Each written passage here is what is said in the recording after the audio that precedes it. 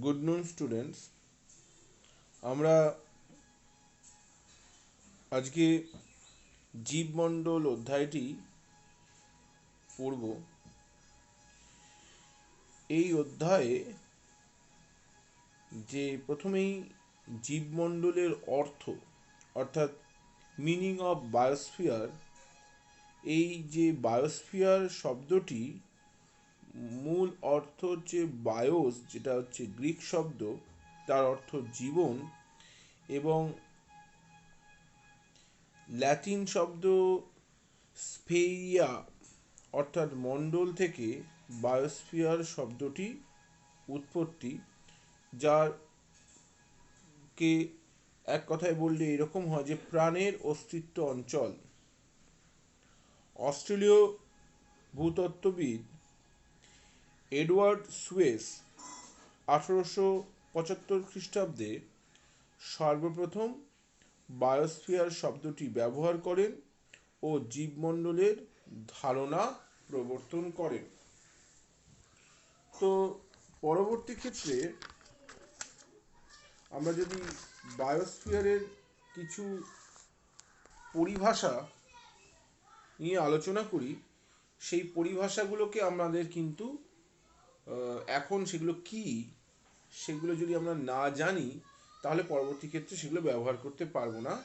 তো সেই কারণেই আজকে আমি বাস্তুতন্ত্র সম্পর্কিত কিছু পরিভাষা আমি তোমাদের সামনে ব্যাখ্যা করব।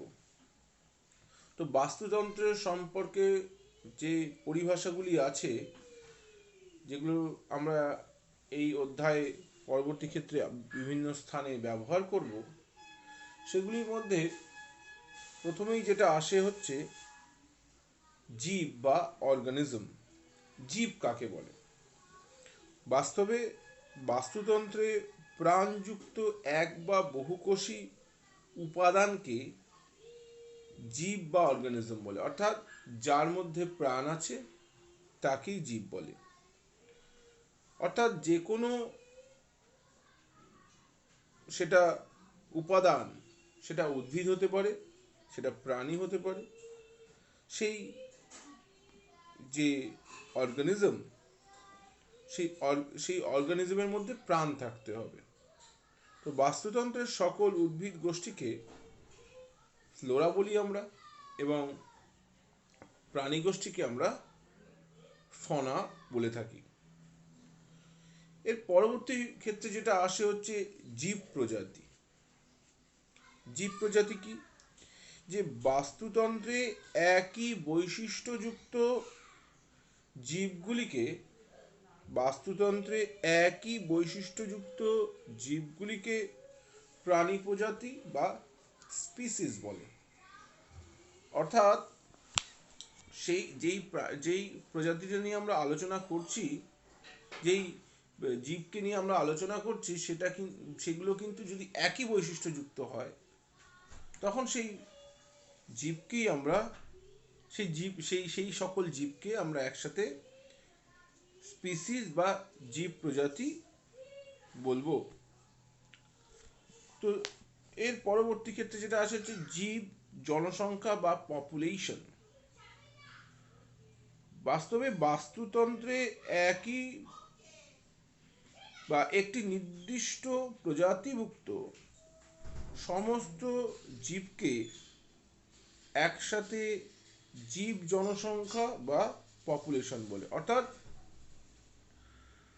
পপুলেশন কি? বাস্তুতন্ত্রে যে প্রজাতি আছে, সেই প্রজাতি যখন একই একই বাস্তুতন্ত্রে যে প্রজাতি আছে, সেই প্রজাতির মধ্যে যতগুলি জীব আছে, সেই সংখ্যাকেই পপুলেশন বলি। এরপরে আসে জীব গোষ্ঠী বা কমিউনিটি। বাস্তুতন্ত্রে একটি নির্দিষ্ট বসতি অঞ্চলে বসবাসকারী পরস্পর সম্পর্কযুক্ত সকল জীব জনসংখ্যাকে একত্রে কমিউনিটি বা জীবগোষ্ঠী বা জীব সম্প্রদায় বলে। অর্থাৎ একটি নির্দিষ্ট অঞ্চলে যে সকল স্পিসিসগুলো আছে, বিভিন্ন স্পিসিস আছে, সেই সকল স্পিসিসগুলোকে আমরা যদি স্পিসিসগুলো যখন একে অপরের সঙ্গে আন্তঃসম্পর্কে লিপ্ত, এই টোটালিটি, এই পুরো বিষয়টাকে, এই সমগ্র বিষয়টাকে একসাথে কমিউনিটি বলা হয়। তো এর বৈশিষ্ট্য কি? কমিউনিটির বৈশিষ্ট্য কি? একটি জীবগোষ্ঠীর সমস্ত উদ্ভিদ ও প্রাণী পারস্পরিক আন্তঃসম্পর্কে যুক্ত। জীবগোষ্ঠীর অন্তর্গত সব উদ্ভিদ ও প্রাণী একটি পরিবেশে বাস করে নিজেদের স্বতন্ত্র অস্তিত্ব বজায় রাখতে পারে। এরপরে যে বিষয়টি আসে সেটা হচ্ছে জীব বৈচিত্র্য বা বায়োডাইভার্সিটি। বায়োডাইভার্সিটি কি? জীবমণ্ডলে বিভিন্ন জীবের মধ্যে প্রজাতিগত, জিনগত, গোষ্ঠীগত, বাস্তুতন্ত্রগত যে বিভিন্নতা থাকে তাকে জীববৈচিত্র্য বা বায়োডাইভার্সিটি বলে। অর্থাৎ আমি যদি কোনো একটি স্থানের বায়োডাইভার্সিটির কথা বলি, সেখানে একসাথে বহু ধরনের জীবগোষ্ঠীর বা বহু প্রজাতির জীবগোষ্ঠীর একত্র সমাবেশ লক্ষ্য করা যায়। অর্থাৎ যে সকল জায়গায় বায়োডাইভার্সিটি বেশি, সেখানে একসাথে একাধিক প্রজাতির বা একাধিক স্পিসিসের সমাবেশ লক্ষ্য করা যায়। উদাহরণস্বরূপ বলা যায় নিরক্ষীয় চিরহরিত অরণ্যে বায়োডাইভার্সিটি সর্বাধিক। সেখানে 1 স্কয়ার কিলোমিটার এরিয়াতে প্রায় 40 ধরনের বৃক্ষ লক্ষ্য করা যায়। তো সেই নিরিখে নিরক্ষীয় চিরহরিত অরণ্য যে জীববৈচিত্র্য সর্বাধিক, আমাদের ভারতবর্ষের পশ্চিমঘাট পর্বতে যে বনভূমিগুলো আছে, পশ্চিমঘাট পর্বতের পশ্চিম ঢালে, সেই স্থানগুলোকে আমরা বায়োলজিক্যাল হটস্পট বলে চিহ্নিত করেছি। তো এই সকল জায়গায় জীববৈচিত্র্য বেশি লক্ষ্য করা যায়। এরপরে যেই বিষয়টি আসে তা হলো বায়োম বা জীবভূমি। বায়োম কাকে বলে? কোনো সুবিশাল জলবায়ু অঞ্চলের অজৈব বস্তু বা ও জীবগোষ্ঠীর মিথস্ক্রিয়ার মধ্যে দিয়ে যে সুনির্দিষ্ট ও সুবৃহৎ জীবগোষ্ঠী গড়ে ওঠে তাকে জীবভূমি বা বায়োম বলে। অর্থাৎ জলবায়ু দ্বারা প্রভাবিত জীবমণ্ডলকে বায়োম বলে। জীবমণ্ডল একাধিক বায়োমের সমন্বয়ে গঠিত এবং এই বায়োমকে বিভিন্ন তাদের যে জল, উষ্ণতা, মাটির যে বৈশিষ্ট্যের ভিত্তিতে বিভিন্নভাবে ভাগ করা যায়। যেমন স্থলজ বায়োম, জলজ বায়োম। জলবায়ু ও উদ্ভিদের ভিত্তিতে tundra biome, taiga biome, savanna biome, নিরক্ষীয় চিরহরিত বায়োম, এই ধরনের বায়োম আমরা পেয়ে থাকি। তো বায়োম বলতে বোঝায় যে একটি নির্দিষ্ট জলবায়ু অঞ্চলে সেই জলবায়ু অঞ্চলের উপর ভিত্তি করে উদ্ভিদ গোষ্ঠী গড়ে উঠবে এবং সেই জলবায়ু অঞ্চলের উপর ভিত্তি করে বা উদ্ভিদ গোষ্ঠীর উপর ভিত্তি করে প্রাণী গোষ্ঠী ওখানে লক্ষ্য করা যাবে।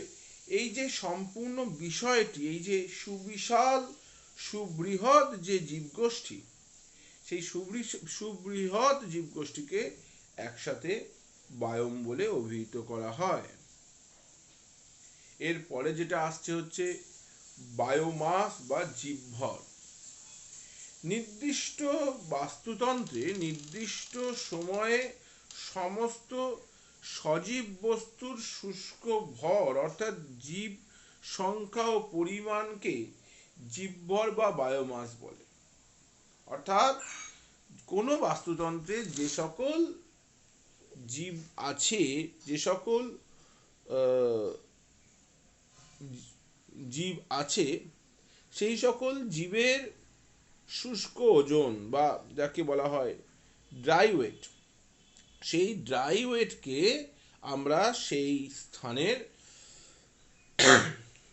বায়োমাস বলে চিহ্নিত করি বা জানি। তো এর বৈশিষ্ট্য কি?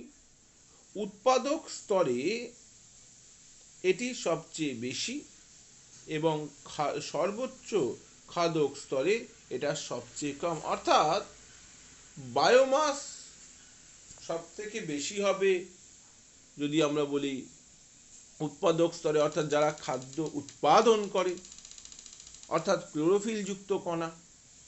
এবং এই ক্লোরোফিল যুক্ত কণা অর্থাৎ উদ্ভিদ, সেই উদ্ভিদের থেকে যত আমরা ওপরের দিকে যাব, অর্থাৎ আমরা ঘাসকে খাই হচ্ছে ফড়িং, ফড়িংকে তার পুষ্টি সংগ্রহের জন্য ব্যবহার করে হচ্ছে সাপ বা ব্যাং, ব্যাংকে পুষ্টি সংগ্রহের জন্য ব্যবহার করে সাপ, আবার সাপকে পুষ্টি সংগ্রহের জন্য ব্যবহার করে বাজ পাখি। অর্থাৎ আমরা যত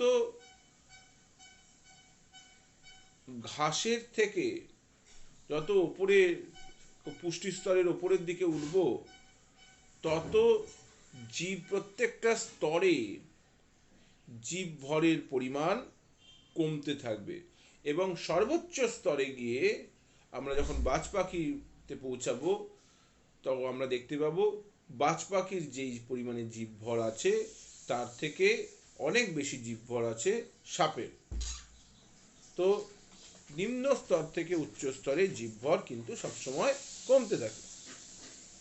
প্রতি বর্গমিটারে জীবের শুষ্ক ওজন দ্বারা এটি পরিমাপ করা হয়। প্রতিটি খাদ্য স্তরে জীবভরগুলিকে পরপর সাজালে আমরা কিন্তু জীবভর পিরামিড বা যেটাকে ইংরেজিতে বলা হয় বায়োমাস পিরামিড আমরা কিন্তু পেয়ে থাকি। এরপরে একটা খুব ইন্টারেস্টিং বিষয় আছে, ইকোলজিক্যাল নিশ বা বাস্তু সংস্থান প্রকোষ্ঠ। বাস্তু সংস্থান প্রকোষ্ঠ কি? বাস্তুতন্ত্রে কোনো জীবের প্রাকৃতিক বাসভূমির মধ্যে অবস্থান ও পুষ্টি সংগ্রহের এলাকাকে বাস্তু সংস্থান প্রকোষ্ঠ বা ইকোলজিক্যাল নিশ বলে চিহ্নিত করা হয়। অর্থাৎ মৌমাছি সে যে ফুল থেকে মধু সংগ্রহ করে, সেই মধু সংগ্রহের জন্য যে ফুলই হচ্ছে তার ইকোলজিক্যাল নিশ। পুষ্টি স্তরের ওপরের দিকে জীবের ইকোলজিক্যাল নিশ বেশি এবং নিচের দিকে তা কম হয়। এবং পুষ্টি স্তরে উৎপাদক ও খাদক উভয়ই ভূমিভাগের ইকোলজিক্যাল নিশ দ্বারা পরস্পর আন্তঃসম্পর্কযুক্ত, অর্থাৎ সবাই একে অপরের উপর নির্ভরশীল। তাহলে আমরা ইকোলজিক্যাল নিশ বুঝলাম। এখন আমরা প্রাকৃতিক বাসভূমি বা হ্যাবিট্যাট সম্বন্ধে একটু জানব। প্রাকৃতিক বাসভূমি কাকে বলে? যেমন ধরো কোনো বাস্তুতন্ত্রে যে পরিবেশে এক বা একাধিক জীব প্রাকৃতিক অবস্থার মধ্যে পারস্পরিক আন্তঃক্রিয়ার মাধ্যমে স্বাভাবিক ও সুস্থভাবে বেঁচে থাকে, তাকে ওই জীবের প্রাকৃতিক বাসভূমি বা বাসস্থান বা হ্যাবিট্যাট বলে। যেমন ঘাস, হরিণ, ফড়িং ইত্যাদি, এগুলো হচ্ছে ঘাসের ওপর তারা কিন্তু মূলত বেঁচে থাকে, স্পেশালি স্টেপ তৃণভূমিতে এই সকল যে জীবের বাসস্থান। তো এই যে প্রাকৃতিক বাসভূমি হচ্ছে হ্যাবিট্যাট। যেমন আমরা রয়্যাল বেঙ্গল টাইগারকে অনেক জায়গাতেই দেখি। রয়্যাল বেঙ্গল টাইগার যেমন আমাদের সুন্দরবনের অরণ্যে দেখতে পাওয়া যায়, আবার চিড়িয়াখানাতেও রয়্যাল বেঙ্গল টাইগার দেখতে পাওয়া যায়। তা বলে আমি কখনোই বলবো না যে চিড়িয়াখানা হচ্ছে রয়্যাল বেঙ্গল টাইগারের প্রাকৃতিক বাসভূমি।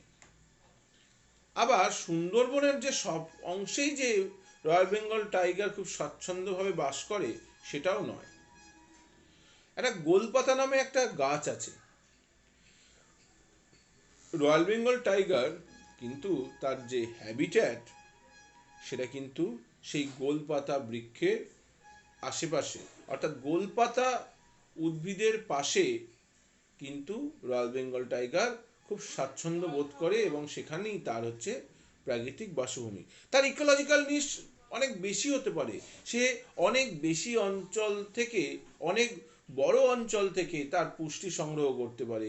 সে সেখানে শিকার করতে পারে, হরিণ শিকার করতে পারে, সে সেখানে অন্য কোনো প্রাণী শিকার করতে পারে, কিন্তু তার যে হ্যাবিট্যাট, সে কোথায় থাকতে পছন্দ করে, তার প্রাকৃতিক বাসভূমি সেটা কিন্তু গোলপাতা। স্ট্যান্ডিং ক্রপ কি? স্ট্যান্ডিং ক্রপ বলে একটি শব্দ আছে, সেটার অর্থ হচ্ছে যে বাস্তুতন্ত্রে উদ্ভিদ ও প্রাণীর মধ্যে যে পরিমাণ সজীব পদার্থের উপস্থিত থাকে তাকে স্ট্যান্ডিং ক্রপ বলে। অর্থাৎ পুষ্টি স্তরের নিচের থেকে ওপরের দিকে এর পরিমাণ ক্রমশ কমতে থাকে। খাদ্য পিরামিডের অনুভূমিক স্তম্ভের দৈর্ঘ্য ওই স্তরে স্ট্যান্ডিং ক্রপের পরিমাণের সঙ্গে সমানুপাতিক। এটি ক্যালোরির মান দ্বারা প্রকাশ করা হয়। অর্থাৎ স্ট্যান্ডিং ক্রপ বলতে আমরা পুষ্টি স্তরের নিচের থেকে পুষ্টি স্তরের উপরের দিকে যে পরিমাণ ক্যালোরি সঞ্চারিত হচ্ছে সেই সেই পরিমাণ যে ক্যালোরিকেই আমরা এখানে স্ট্যান্ডিং ক্রপ হিসাবে নিতে পারি। অর্থাৎ পুষ্টি আমরা যখন দেখছি যে পুষ্টি স্তরে ব্যাঙের ওপর সাপ নির্ভর করে, এখানে সাপের স্ট্যান্ডিং ক্রপ হচ্ছে ব্যাঙ, আবার সাপের ওপর নির্ভর করে হচ্ছে বাজ পাখি, অর্থাৎ বাজ পাখির স্ট্যান্ডিং ক্রপ হচ্ছে সাপ। এই বিষয়টা হলো স্ট্যান্ডিং ক্রপ। এরপরে হচ্ছে ইকোটোন। What is ecotone? আমরা বাস্তুতন্ত্র পড়লাম, বায়োম পড়লাম। এখন দুটি বায়োমের মধ্যবর্তী অঞ্চলে যে পরিবর্তনশীল অঞ্চল থাকে, যেই পরিবর্তনশীল অঞ্চলে দুটো বায়োমের বৈশিষ্ট্যই বর্তমান, সেই অঞ্চলটিকে, অর্থাৎ দুটি বায়োমের মধ্যবর্তী সেই অঞ্চলটিকে, যেখানে দুটি বায়োমের উদ্ভিদ দেখা যায়, দুটি বায়োমের প্রাণী দেখা যায় এবং যেখানে জীব বৈচিত্র্য ওই দুটি বায়োমের থেকে অনেক বেশি, যেই অঞ্চলটাকে, সেই অঞ্চলটাকে ইকোটোন বলে। ইকোক্লাইন কি? আমরা যদি নিরক্ষীয় চিরহরিৎ অরণ্যের কথা ভাবি বা দেখি, যত নিরক্ষীয় চিরহরিৎ অরণ্যের মধ্যবর্তী অঞ্চল থেকে আমরা দুপাশে যেতে থাকবো, অর্থাৎ উত্তরে এবং দক্ষিণে আমরা যেতে থাকবো, আমরা দেখবো আস্তে আস্তে বৃক্ষের উচ্চতা কিন্তু কমতে থাকছে। এর কারণ হচ্ছে সেখানে ক্রমশ জলবায়ুর পরিবর্তন হচ্ছে। অর্থাৎ নিরক্ষীয় চিরহরিৎ অরণ্যের মধ্যবর্তী অঞ্চলে যে ধরনের জলবায়ু থাকে, যত আমরা দুদিকে যাব, অর্থাৎ জলবায়ুটা কিন্তু আস্তে আস্তে একটু একটু করে কমবে, বৃক্ষের উচ্চতাও কমবে। তো এই যে অর্থাৎ একটা বাস্তুতন্ত্রের মধ্যবর্তী অঞ্চল থেকে যখন আমরা, বা একটা বায়োমের মধ্যবর্তী অঞ্চল থেকে যখন আমরা তার প্রান্তবর্তী অঞ্চলে যাব, সেখানে কিন্তু সে উদ্ভিদ বা প্রাণীর, সেখানে তাদের কিন্তু আকার আকৃতির একটা পরিবর্তন ঘটে। এই যে ঢালটা, যে উদ্ভিদের দ্বারা উচ্চতার পরিবর্তন ঘটছে, এই যে ঢালটাকে আমরা যখন একটি আমরা যখন মনিটর করছি, এই ঢালটা কি বলা হচ্ছে ক্লাইন, এবং এটাকে বলা হচ্ছে ইকোক্লাইন। যেমন পর্বতের পাদদেশে উদ্ভিদ লম্বা করা হয় এবং পর্বতের উচ্চতা যত বাড়ে তত উদ্ভিদের উচ্চতা কমতে থাকে এবং সেটা ক্রমশ খর্বাকারের দিকে যায়। এবার আসছে হচ্ছে ইকোসিস। What is ইকোসিস? একটি বাস্তুতন্ত্রের থেকে অন্য একটি বাস্তুতন্ত্রে আগত জীব যে প্রক্রিয়ায় ধীরে ধীরে অভিযোজিত হয় তাকে ইকোসিস বলে। বিদেশ থেকে আমদানিকৃত কার্প শ্রেণীর মাছ ভারতে মিষ্টি জলে চাষ করা হয়, অর্থাৎ সেই মাছটা কিন্তু বিদেশ থেকে এসে ভারতের মিষ্টি জলে চাষ করে সে কিন্তু এখানে অভিযোজিত হয়ে যাচ্ছে। অর্থাৎ অন্য একটি বাস্তুতন্ত্রের যখন কোনো উদ্ভিদ বা প্রাণী নতুন একটি বাস্তুতন্ত্রে এসে সেখানে মানিয়ে নেয়, সেই বিষয়টিকে বলা হচ্ছে ইকোসিস। What is ecotype? কোনো প্রজাতির জীব সম্প্রদায় বাস্তুতান্ত্রিক কারণে জিনগতভাবে আলাদা হলে তাকে ইকোটাইপ বলে। অর্থাৎ একটি বাস্তুতন্ত্রের মধ্যে একটি প্রজাতির মধ্যে যদি কোনো একটি আলাদা একটা ভিন্ন ধরনের বৈশিষ্ট্যযুক্ত জীব লক্ষ্য করা যায়, সেই জীবের যে ধরনটা কি বলা হচ্ছে ইকোটাইপ। ইকোটপ কি? ইকোটপ হচ্ছে প্রাকৃতিক প্রক্রিয়ায় যে অংশ কোনো প্রজাতির বাসস্থান তৈরি করে এবং সেই অংশে ওই প্রজাতি বাস করে তাকে ইকোটোপ বলে অভিহিত করা হয়। এজ এফেক্ট কি? কোনো বায়োমের যে প্রান্তবর্তী অঞ্চলে যে আমরা অধিক বা উচ্চ অভিযোজন ক্ষমতাযুক্ত জীব প্রজাতি লক্ষ্য করি, সেই যে অর্থাৎ ইকোটোনে আমরা উচ্চ অভিযোজন ক্ষমতাযুক্ত যে জীব প্রজাতি লক্ষ্য করি তাকেই আমরা এজ এফেক্ট বলে চিহ্নিত করি। What is climax community? Climax community হচ্ছে সর্বোন্নত কমিউনিটি, অর্থাৎ যেই উদ্ভিদ হতে পারে, প্রাণী হতে পারে, তাদের মধ্যে যেই কমিউনিটি বা যেই সম্প্রদায় বিকাশের সর্বোচ্চ সীমায় পৌঁছে গেছে, সেই সর্বোচ্চ সীমাকেই বলা হচ্ছে ক্লাইম্যাক্স কমিউনিটি। এরপরের বিষয়টি আছে হোমিওস্টেসিস, অর্থাৎ কোনো বাস্তুতন্ত্রে অজৈব উপাদানগুলি পরিবর্তনের সাথে সাথে যখন জৈব উপাদানগুলি তাদের পরিবর্তন ঘটিয়ে ফেলে, তাদের যে বৈশিষ্ট্যের পরিবর্তন ঘটিয়ে ফেলে, তাকেই বলা হচ্ছে হোমিওস্টেসিস। অর্থাৎ হোমিওস্টেসিস হচ্ছে অজৈব উপাদানের পরিবর্তনের সাথে সাথে জৈব উপাদানের বৈশিষ্ট্যের পরিবর্তনকেই বলা হচ্ছে হোমিওস্টেসিস। এরপরে হচ্ছে বায়োম্যাগনিফিকেশন বা জীব বিবর্ধন, যে জীবদেহে ক্ষতিকর রাসায়নিক পদার্থের ক্রমাগত যে সঞ্চয়, অর্থাৎ পুষ্টি সংগ্রহের সময় আমরা যদি আমাদের শরীরে কিছু রাসায়নিক পদার্থ প্রতিদিন সংযোজিত হয়, সেই রাসায়নিক পদার্থের ফলে আমাদের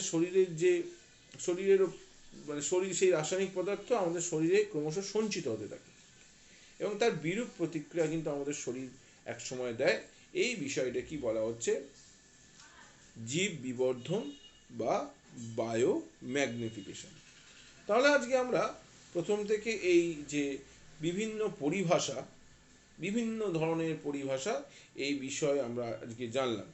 তো এই বিষয়টা যদি আমরা না পড়ি তাহলে কিন্তু আমরা পরবর্তী ক্ষেত্রে আমরা কিন্তু অনেক আমাদের এই অধ্যায়টি পড়তে অনেক সমস্যার সম্মুখীন হতে হবে। তো আশা করি সকলে বুঝেছ। আজকে এইটুকুনি।